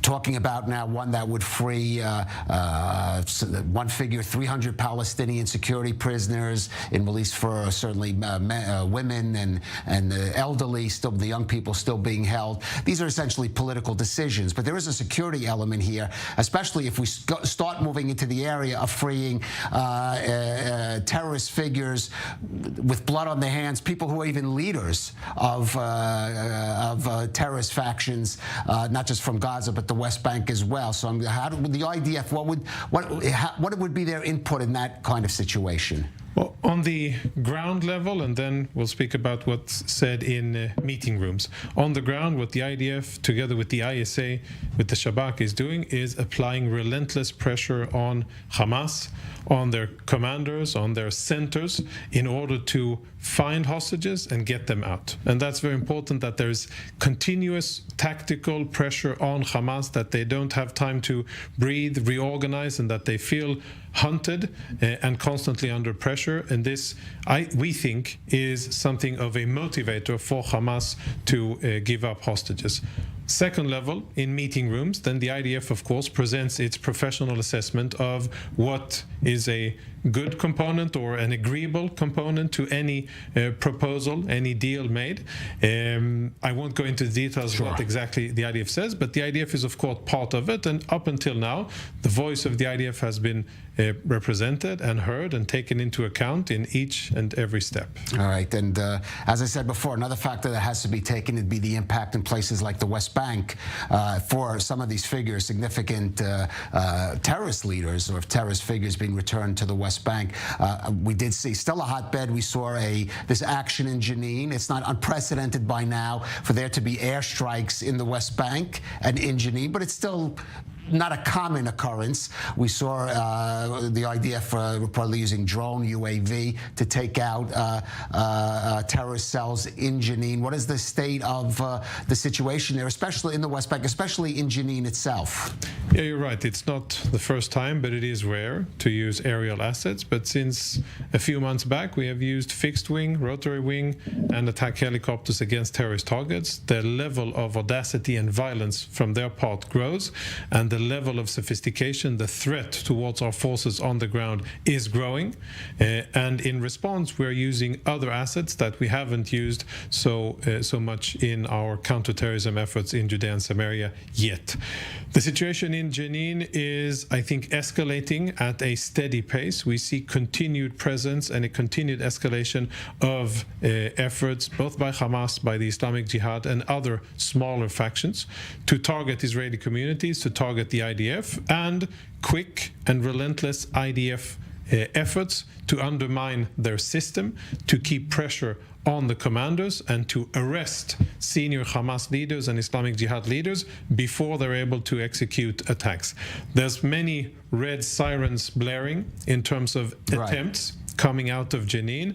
Most of them do not come into fruition because the perpetrators are caught or arrested before, preemptively. We're talking about more than 2,000 Palestinian terrorists that have been apprehended in Judea and Samaria since October the 7th, about 1,200 of them affiliated with Hamas, so very substantial numbers. As you said correctly, before October the 7th, it wasn't as if the situation was quiet there. No, not at all. We're in more than 2 years of continuous high-intensity operations on a local scale there, specifically in Jenin, but not only.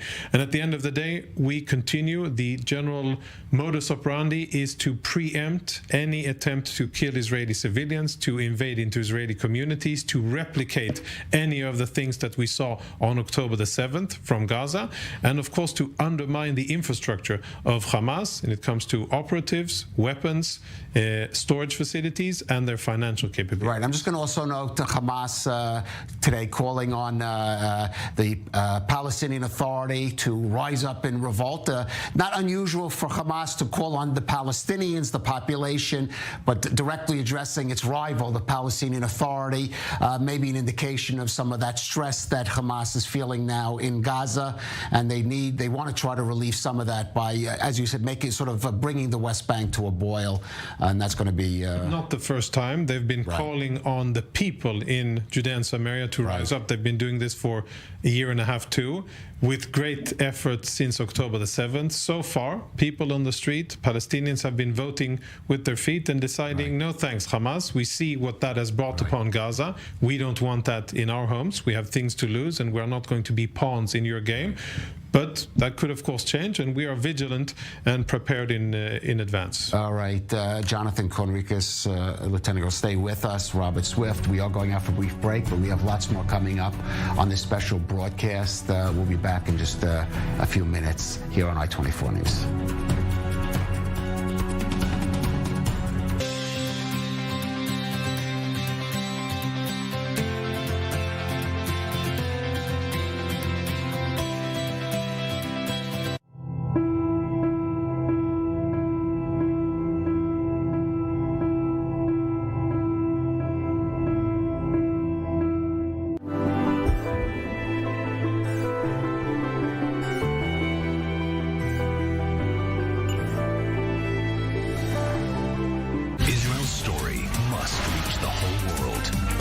I-24 News Channel, broadcasting from Israel, with dozens of correspondents throughout the world, brings the truth from Israel to hundreds of millions of people in scores of countries. Completely gunned down in their beds. De la frontière qui sépare Israël, the state of emergency and war in Israel.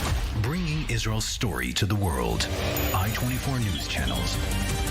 Now on Hot.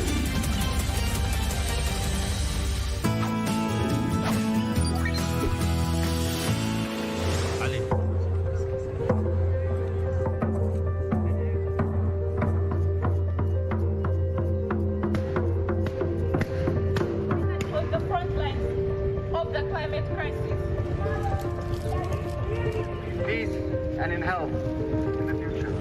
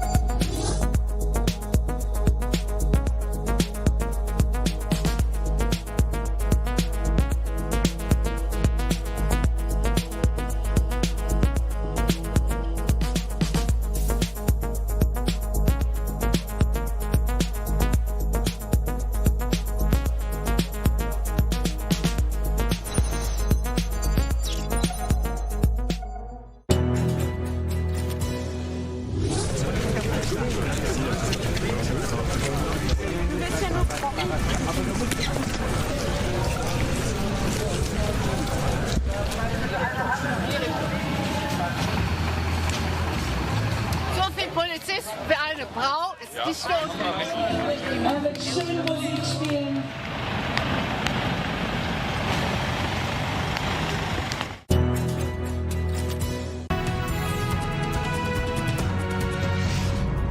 Welcome back to this special broadcast on I-24 News. Well, the White House held its annual Hanukkah lighting ceremony last night, and President Biden, of course, used the occasion to express U.S. support for Israel in its war against Hamas. But he also gave voice to some of the tensions between Washington and Jerusalem over the course and direction of the conflict. I've known Bibi for now 51 years.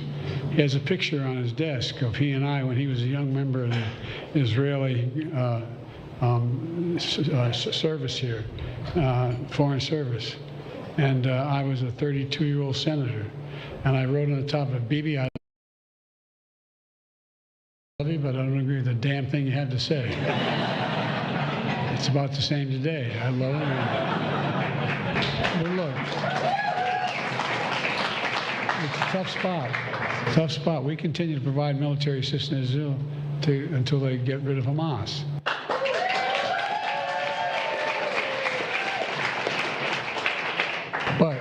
But we have to be careful. They have to be careful. The whole world's public opinion can shift overnight. We can't let that happen. Well, for a while, let's go to our senior U.S. correspondent, Mike Wagenheim in New York, at the UN, actually. Mike, President Biden recalling past disagreements with Prime Minister Netanyahu last night, but reports coming out just in the past hour about some other disagreements, present-day disagreements between President Biden and Benjamin Netanyahu, and President Biden apparently being quite frank about it. Frank is an understatement. Talking at a campaign event to about 100 donors, which was hosted by former AIPAC President Lee Rosenberg, Biden said that Netanyahu needs to change the complexion of his government, get rid of what he calls the extremist, the hard right-wing element of his coalition. He says it's causing Netanyahu and Israel in terms of international support, as is what he deemed to be, quote-unquote, indiscriminate bombing that has taken place in Gaza over the course of Israel's military operation. Biden also ago, saying that Netanyahu cannot close the door to a two-state solution, which the Americans have been pushing more and more as the conflict here between Israel and Hamas has been waged, not obviously today, but sometime soon down the road, certainly in a post-Hamas world here. So these are some of the most critical comments that have come out of Biden, certainly during this military operation, but maybe overall in the course of his presidency here. I'm not really sure how much Netanyahu ditching the hard right element of his coalition and bringing in the more, moderate elements of Israeli politics would really make a dent in terms of international support. However, Biden certainly sees it that way, and it'll be interesting here in the coming hours to see the response, probably not from Netanyahu directly, but certainly from the Likud party and other elements of his coalition here in terms of the American president putting his nose deeply into the realm of internal Israeli politics. Mike, some of that Biden's comments may reflect perhaps some frustration, more less on the course of the war than on these supposed discussions on the day after in Gaza, in which we know there are differences between the Biden administration and the Netanyahu government. And with Jake Sullivan, the National Security Advisor, heading to Israel this week, supposedly to also discuss that issue, and that also, especially the role of the Palestinian Authority in any post-war Gaza arrangement. Yeah, but I think it's a misunderstanding of Israeli politics for Biden to feel that Netanyahu, and listen, there's no doubt Netanyahu is hung out to dry and really hung up politically by the hard right element of his coalition on any number of matters. But when it comes to a post-Hamas world, if Biden is of the understanding that a Yair Lapid or another centrist within the Israeli government is going to see things differently and welcome in the UN or welcome in the Palestinian Authority to take over Gaza post-Hamas, I think he's in for a rude awakening if it ever got to that point. I don't think when it comes to that particular, there are lots of things that Lapid and Itamar Ben-Gvir and Bezalel Smotrich disagree on. We could go on endlessly about it. But in terms of who's going to rule a post-Hamas Gaza and the progress toward a two-state solution and the immediate aftermath, I don't think there's much difference, honestly, between Lapid and Ben-Gvir as to how they actually see it. How they say it, there's a big difference. But how they actually see it, not so sure there's that much of a difference. Well, how they say it may be a big part of that, because that is a part in the diplomacy there. Meanwhile, Mike, you're at the United Nations, UN not letting up in its relentless, let's say, assault on Israel. UNGA meeting for an emergency meeting, and a panel that's going to meet at the UN to discuss Israeli genocide against the residents of Gaza there. There's no end to it at the UN. Yeah, and those panels are usually brought up by independent missions and not necessarily the UN itself. So any mission can feel free to take whatever conference room they want for any given agenda item. That's not so much the story here, but certainly the UN General Assembly holding yet another emergency special session, or at least resuming the last one, and a vote expected shortly after 3 p.m. Eastern Time today, 10 p.m. Israel time, on a ceasefire resolution that's been put up by many of the Arab and Muslim countries. The big test here is not whether the resolution is going to pass. And by the way, it calls for an immediate ceasefire. It calls for the compliance by all parties involved in the conflict to comply with humanitarian law and international humanitarian assistance provisions. It also calls for the release of all the hostages being held. It's not so much is it going to pass, because the last resolution by the General Assembly passed, though by a razor-thin margin. It's how many countries that either said no last time or abstained on the matter are going to turn into a yes vote this time.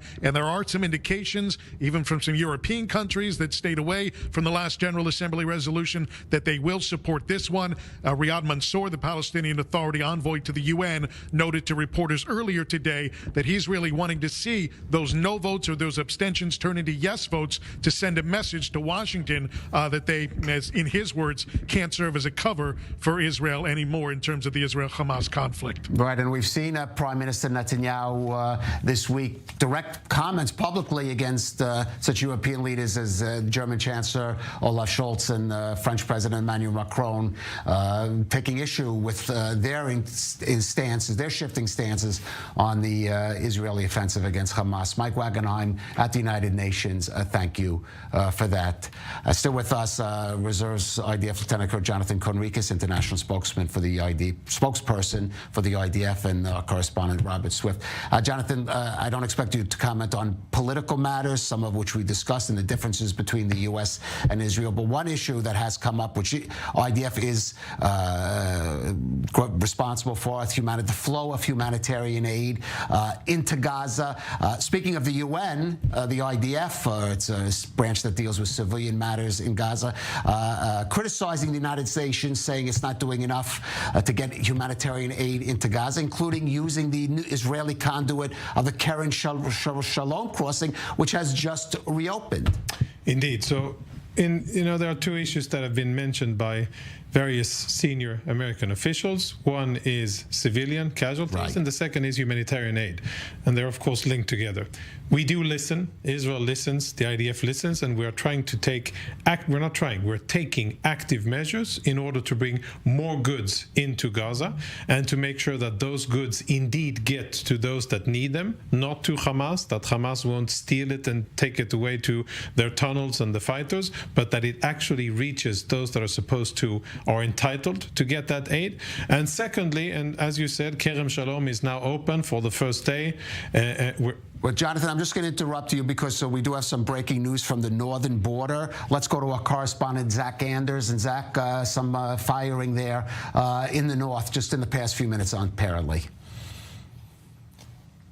Yeah, and we're still working to put together some of these details. It does appear that Syria launched 3 separate rockets to the IDF are saying fell inside Syria. The third, the IDF says, fell in an open area, so we can only piece together that perhaps that means it was inside Israeli territory. We're still working to confirm some of these details. Does not appear that there was damage, but the IDF saying that they are retaliating inside Syria, where these points of origin, where whoever is responsible was firing from inside Syria. So if it's anything like the last week, we could be seeing strikes deep within the country, and the IDF employing the use of the Air Force, the IAF, to strike some of these targets over sovereign Syrian airspace. All right, Zach Anderson, North, thank you for that. Jonathan, Zach pointing out, we don't know who was firing them. There are Hezbollah, other Iranian-linked militias from there. But this is firing from the sovereign territory of the nation of Syria. So that is Syrian fire. Indeed, it is Syrian fire. I don't know yet. I can't establish who fired, if it was an Iranian proxy, Hezbollah, the Syrian military, or anybody else. There's a number of armed factions, but the responsibility rests on the Syrian regime, and we will retaliate against whoever fired at us. And it's not the first time that rockets and missiles are fired from Syrian soil towards Israel after October the 7th, and each time we retaliate against the sources of fire, and sometimes beyond that, whatever is related. And in this specific incident, we'll see how heavy the Iranian fingerprints are in this specific case, and then we will decide accordingly where, when, and how to retaliate. All right, and I do want to let you give a chance. So we were discussing the flow of humanitarian aid into Israel, and today, rather than it being, and that's just always, as usual, the UN criticizing Israel, the IDF on that issue, it's the IDF and Israel criticizing the UN for its role in that humanitarian effort. Because so many people around the world don't understand what's going on. If we zoom out for a second, Israel has been trying to evacuate civilians from the battlefield 3 weeks before our maneuver in northern Gaza started. That's the best possible way of not killing civilians, is having them out of the battlefield. That's the safest you can be. The first pushback we got was, no, that can't be done, and you mustn't ask civilians to move from their homes. And then we respond, well, if we want to keep them safe, and we know that the enemy uses them as human shields and wants them in the battle space, then we have a joint interest here. humanitarian organizations and the IDF should jointly help people temporarily relocate out of the battlefield so that they could be safer in a certain area.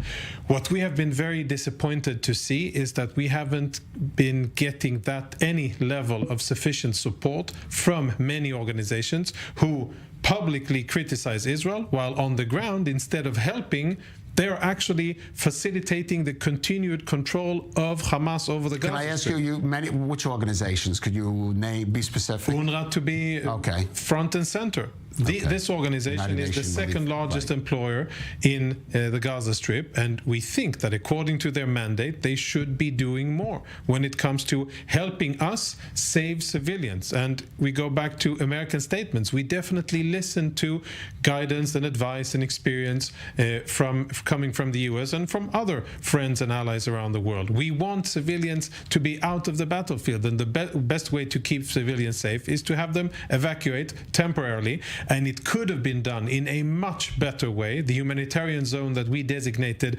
northwest of Khan Yunis in the Muasi could have been up, ready, furnished, and equipping all of the temporarily displaced Palestinians, or at least many of them, with proper shelter, food, medicine, and housing for a short period of time. Instead, what we're having now is extremely complex situation on the ground, which could have been avoided.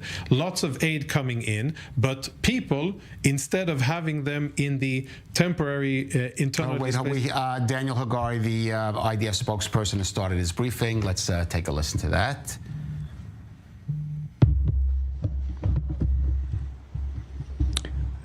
Good evening.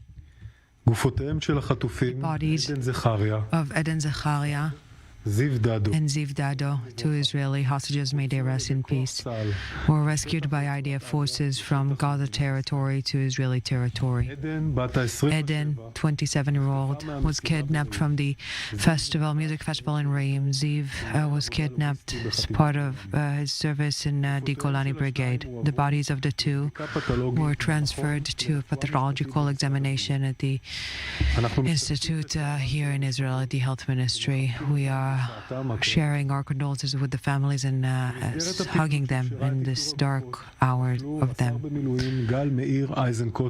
As part of the rescue operation, Gal Eisenkot, Zafmeir were killed in combat, two heroes of Israel who lost their lives during persistent fight against Hamas. We remember all the time that 135 hostages who were kidnapped on October 7th, as well as Adar Oron, Hisham and Abera, are all still held by Hamas in the Gaza Strip. We will continue to operate alongside the security establishment in all our means, our operational intelligence means, to bring back the hostages back home and those who were murdered to burial here in Israel. This is a national mission of top priority. The fighting in main Hamas strongholds continue with all force in Khan Yunis, Jabalia, Sajaiya, above and underground.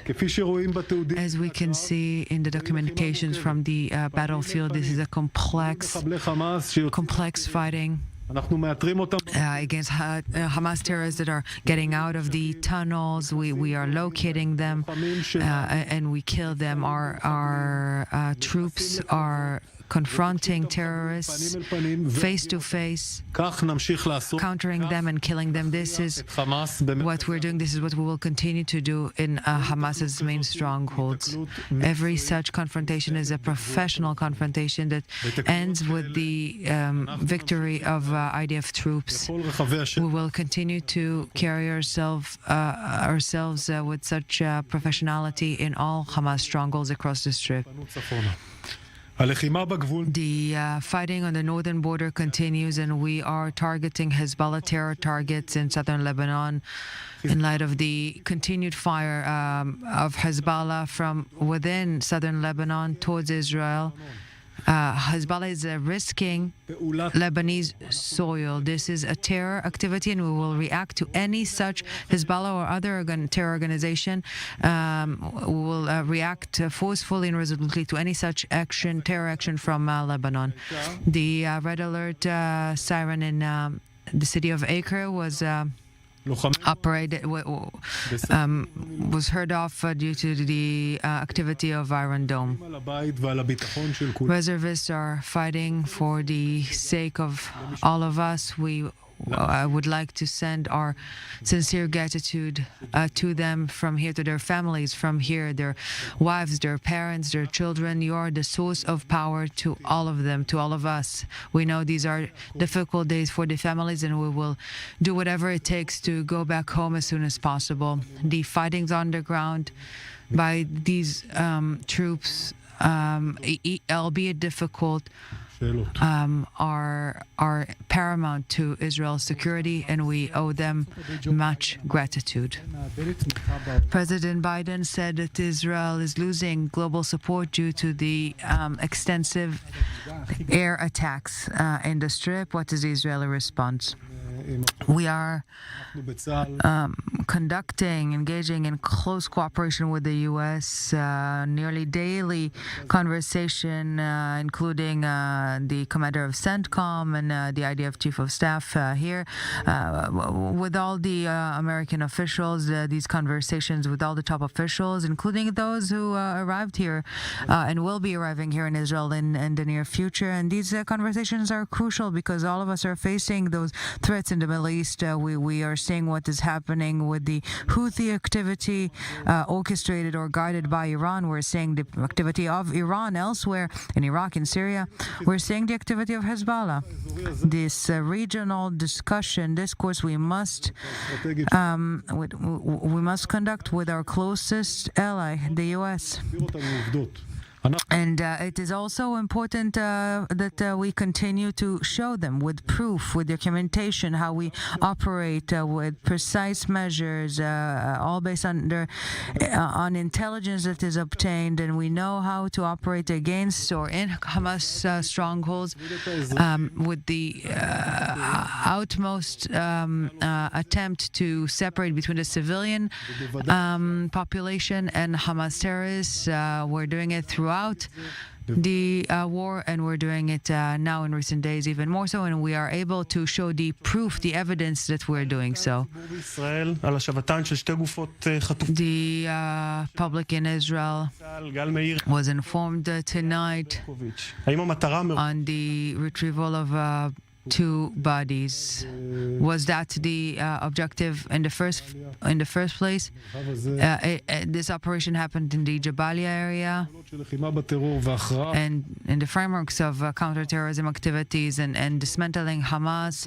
There was also this operation that, as I illustrated, incorporated intelligence and other abilities, and then we shouldn't say more than that. Such operations should also have security and guards, and the lives of these 2 hero soldiers, they were part of this envelope force guarding this operation. They were part of this mission. This is part of the IDF mission to counter terrorism, and in any location that we will have the ability, the option, the chance to bring back home live or dead Israeli hostages, we will do whatever we can to do so, and the ground operation is facilitating that.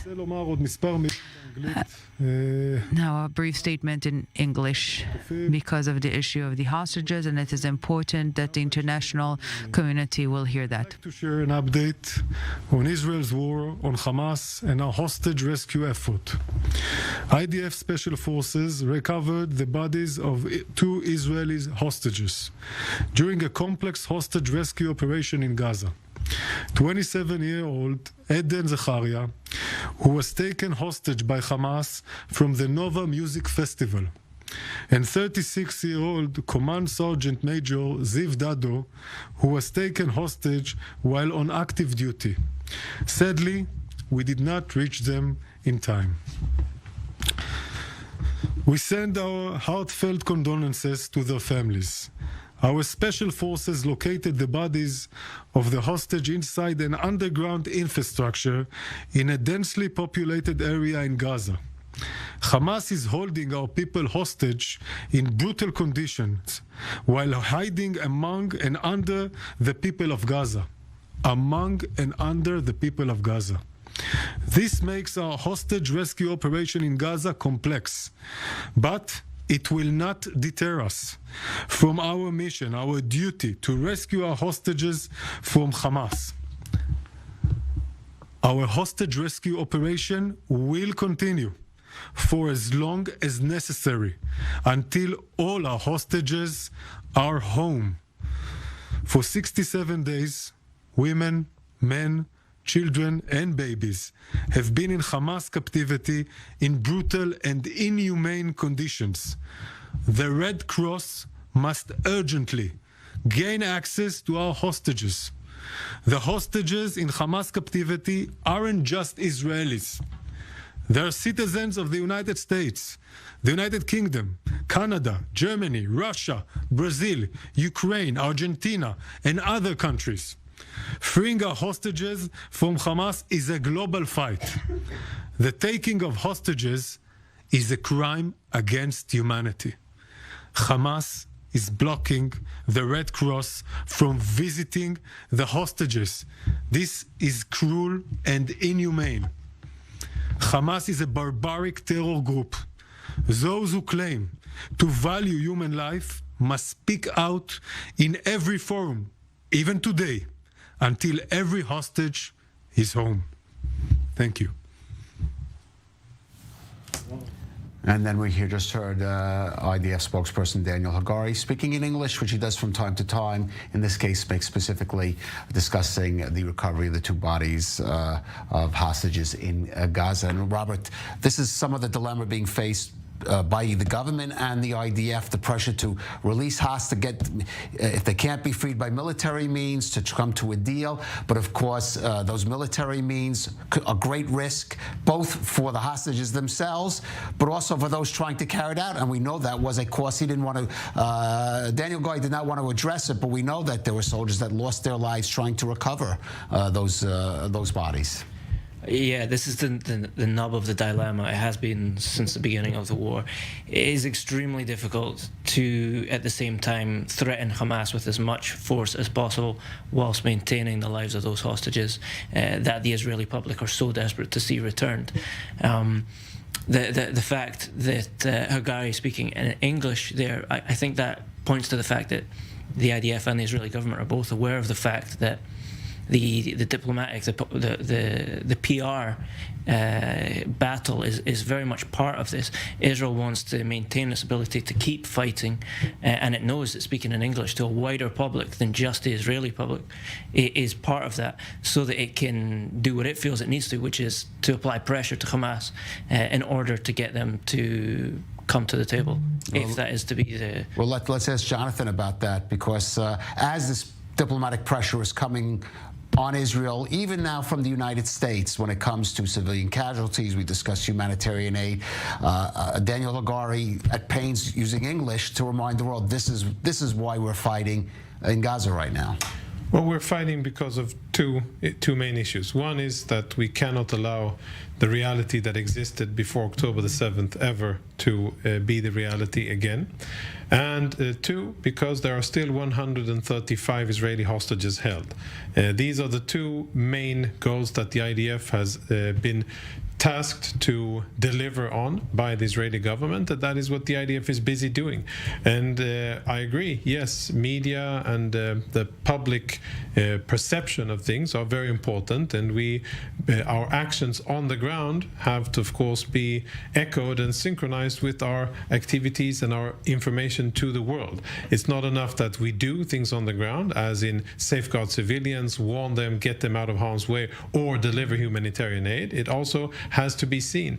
And we know that people around the world sometimes have a tendency of having a short memory, and that is why we have to remind people what we are fighting about, what this is about, and the fact that Hamas still holds our civilians inside Gaza, still doesn't allow for the Red Cross to come and visit them, and continues to violate everything that is supposed to be holy on the battlefield. Right, and on that note, just news out of Washington, the General Mark Milley, the chairman of the Joint Chiefs of Staff of the U.S., confirming that's I'm sorry, no, it wasn't Mark Milley, but there was confirmation that Secretary of Defense Lloyd Austin will be coming to Israel next week, and Lloyd Austin has been a little critical publicly even of Israel in terms of the issue of the